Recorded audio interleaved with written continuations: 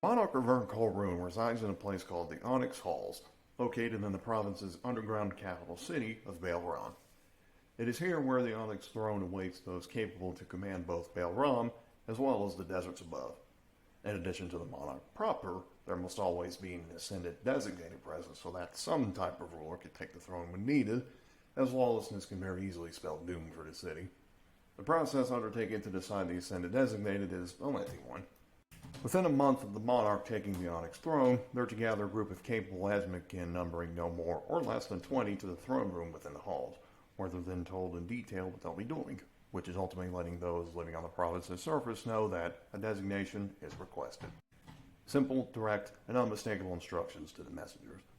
The 20 Asmodean are then each given a horn, a gray banner gilded with the coloration of onyx on one side, as well as an up-to-date map of the province's surface.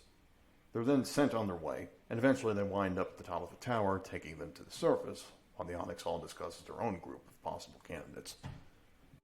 As of the 96th turn of the 6th cycle, the makeshift stables of Balram's entrance that were again destroyed a few months prior from the mentioned date have again been repaired, meaning that tamed Caphis, scarab-esque creatures, are once more granted to the designated 20 Asmodean for ease of travel across the desert to help aid in this task.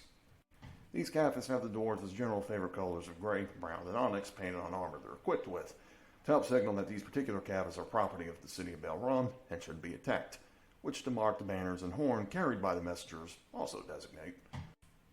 Though Caphis do have wings, they're unable to utilize them for more than quick bursts of speed, and they can't use them at all while armored.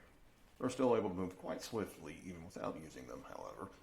Once these Caphis are all mounted, it's at this point that, as recommended by the Monarch during their initial instructions, the 20 Asmodean then divide themselves up into 4 groups of 5, with each group heading off into one of 4 basic directions. For those who get lost, the map is there to aid them, though most of the civilized locales on Vertical Rune are to the north of Balram's entry point. Whenever a group of messengers reach one of Vertical Rune's surface locales, they all then blow the horns that they were given in a specific way. After the first messenger is done blowing the horn, 3 seconds of silence pass before the second messenger repeats what the first did.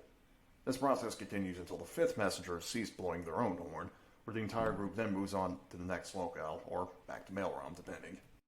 Vern Colrune's surface guards have been through this process enough times throughout the years to immediately inform the mayor that a designation is requested upon hearing the horns.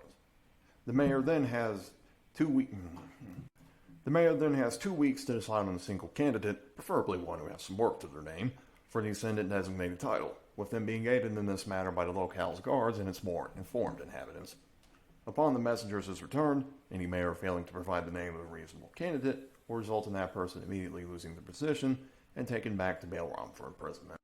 The messengers in that group then hold a 30-minute moot to decide who would be a stand-in mayor for the locale until a more permanent one is decided upon, as a result of their failure to cooperate. Once the 6 names have been heard by the Asmodean messengers, one equaling each of the surface's inhabited locales, they all return to the Onyx Halls in Balram and give the names to the Monarch and agents of the World's Council residing there. By this point, the latter 2 parties have also chosen their 4 candidates for the ascendant designated title. Over the next month, the World's Council agents and Monarch of Balram discuss which of the 10 mentioned Asmodean deserve the honor of being the new ascendant designated. Once someone is decided upon, a group of 5 Asmodean taken from the 20 initially sent up to the surface are told to recover the ascendant designated if they are indeed living there. Should that person instead live in Balram, the commander of the Knights of the Gavel and the current monarch of Vertical Rune both summon the individual via letter. First, despite the importance of their title, the ascendant designated gains no special privileges anywhere within Vertical Rune. This is to help ensure that their position doesn't go to their head for, much like anywhere else, Vertical Rune has had problems with rulers more so focused on power and money than keeping the province in order. Second, the current monarch of Vertical Rune can remain as such for as long as their age and popularity both will let them remain on the Onyx throne, meaning that the ascendant designated could be waiting a long time indeed to sit on the Onyx throne themselves. It is not legally possible for one to retract the granting of that title. Only when they become monarch proper can they decide to step down after a few years and walk away.